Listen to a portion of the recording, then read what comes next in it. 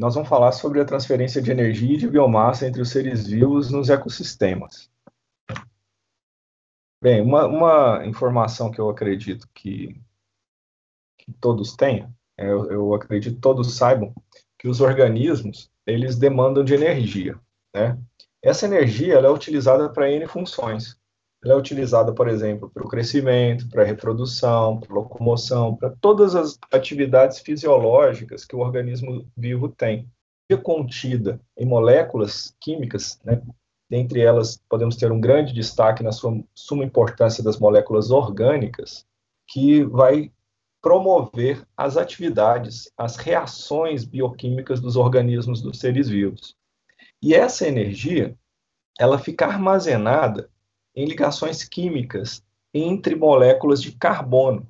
Então, o elemento químico carbono, ele faz N ligações com vários elementos químicos, mas ele faz ligações também com outros elementos de carbono.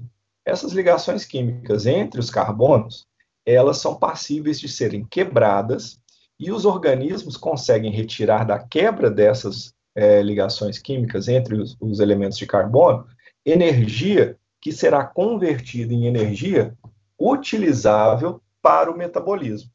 Então, é possível que o organismo utilize a energia que vem de moléculas químicas para as suas próprias atividades. Os seres vivos, né, que estão aí compondo um ecossistema, são denominados de biotas. Esse aqui é uma referência, uma terminologia que vocês já têm consciência, mas sempre vale a pena repetir, uma vez que é algo fundamental na compreensão dos nossos estudos aí de ecologia. Os biotas, eles se organizam em 3 categorias. Eles são chamados de produtores, de consumidores e de decompositores, dependendo da posição que tem dentro de um processo chamado de cadeia alimentar. Os produtores, por exemplo, são representados por todos os seres denominados autótrofos.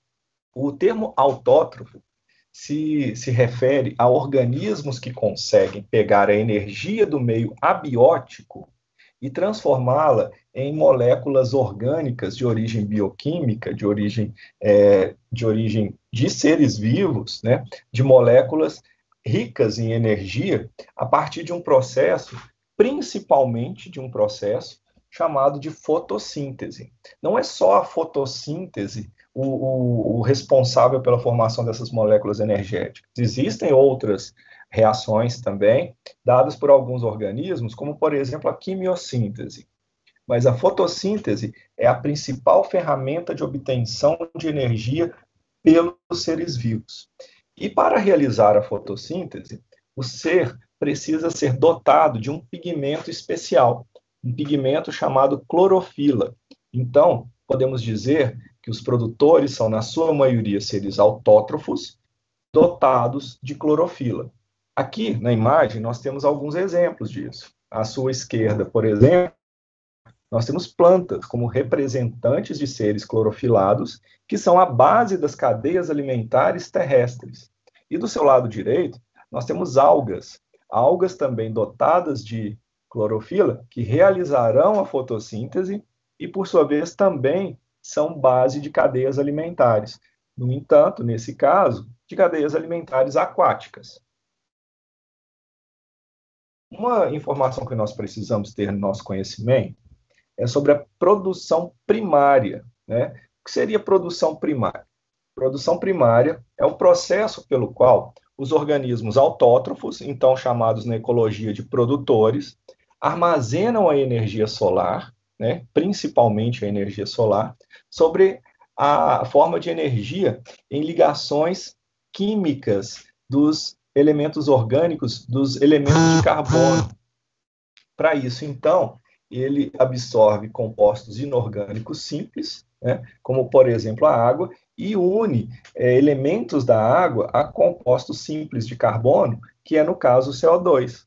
Então, você observa na imagem aí abaixo que existe uma molécula representante de uma molécula de CO2 junto à água, no caso aqui 6 moléculas de CO2 e 6 moléculas de água, pela incidência luminosa, né, nós temos aqui a representação da luminosidade solar, e com a ajuda da clorofila e de enzimas, a formulação de C6H12O6. O que é C6H12O6? É a representação da molécula de glicose. C6H12O6 significa que a molécula possui 6 elementos de carbono, 12 elementos de hidrogênio e 6 elementos de oxigênio. Esses 6 elementos de carbono, eles fazem ligações simples entre si.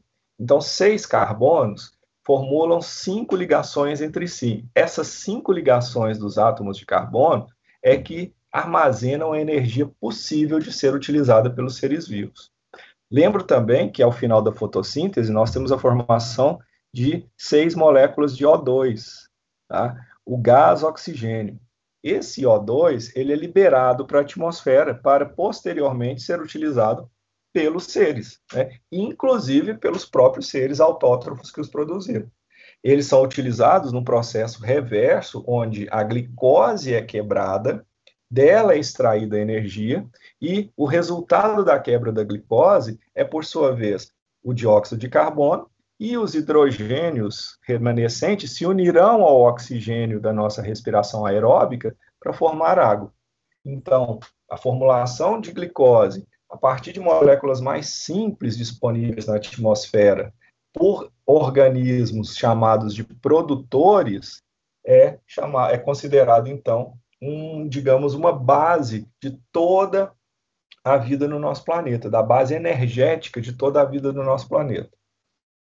Os consumidores, por sua vez, são organismos heterótrofos, incapazes de produzir energia a partir da retirada da energia do meio abiótico. Ele precisa conseguir a sua energia através de matéria orgânica, ou seja, de estruturas produzidas por outros seres vivos. Eles, então, obtêm essas estruturas de outros seres vivos num processo chamado alimentação. Eles englobam, eles engolem moléculas ricas em energia oriundas de outros seres vivos para poder obter essa energia, a energia para a sua vida. E essa obtenção, ela pode se dar matando ou não o indivíduo que produziu a molécula orgânica. Então, nós temos produtores que irão matar o organismo que ele consome e alguns consumidores que não irão matar o organismo que ele consome. A energia armazenada na forma de ligações químicas pelos organismos autótrofos é o que vai, então, sustentar todo o componente biótico de um sistema. Então, todos os seres vivos vão depender dessa energia produzida pelos organismos conhecidos como produtores numa cadeia alimentar. Aqui, nós temos um esquema simples de uma cadeia alimentar. A cadeia alimentar, ela precisa de alguns componentes básicos para ser considerada como tal. Ela precisa, primeiramente, de uma fonte de energia, aqui bem ilustrada pelo Sol, né? Ela precisa de um produtor, no caso aqui ilustrado pelo capim. Ela precisa de consumidores, no nosso exemplo, coelho e raposa. E ela precisa de decompositores. Então, para que você monte uma cadeia alimentar, independente de quantos níveis de organização ela tem, ela precisa ter uma fonte de energia, um produtor, consumidor e decompositor. Então, ela precisa ter produtor, consumidor e decompositor. Ela precisa dos 3 níveis para poder acontecer. No nosso exemplo, o Sol disponibiliza a seta sempre na direção que a energia segue. Ele disponibiliza energia para o capim, que realiza a fotossíntese.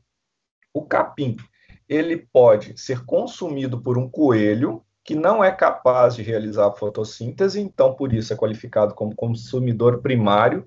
Por que ele é consumidor primário? Porque ele consome o produtor. Então ele é o primeiro a consumir o produtor. Ou no caso o capim também, ele não precisa necessariamente de ser fonte de alimento para alguém. Ele pode se fragmentar ou morrer, e caso isso aconteça, ele será decomposto pelas bactérias e pelos fungos considerados aqui na nossa cadeia simplesmente como consumidor, como decompositores. Desculpa, como decompositores, né? O coelho, ele enquanto consumidor primário, a energia obtida por ele ao longo de sua vida é utilizada nas suas atividades metabólicas, né? Ela é dissipada. Mas uma parte dessa energia pode servir de alimento para uma raposa que, enquanto predadora, venha a abater o coelho. Então, a seta mostra a energia do coelho indo para a raposa, que seria, a partir do momento que ela come um coelho, que se alimenta de um coelho, que é um consumidor primário, um consumidor qualificaria a raposa como um consumidor secundário. O coelho também, caso não seja abatido por uma raposa ou por qualquer outro ser vivo, ele pode se fragmentar, pode ser pelos, fragmentos de unhas e por aí vai, e ou morrer. E, nesse caso, ele também será decomposto pelos decompositores. A raposa, por sua vez, aqui no nosso exemplo, é o que nós chamamos de predador de topo, ou seja, ninguém a consome, não há uma seta indo dela para um outro consumidor, o que não impossibilita de que em outras cadeias alimentares isso acontecer. Tem cadeias alimentares que são maiores, outras são menores. Nós vamos comentando isso nos nossos exemplos. A raposa, por sua vez, também tem uma seta que indica os decompositores, que, por sua vez, vão decompor fragmentos da raposa ou o seu cadáver quando vier a morrer.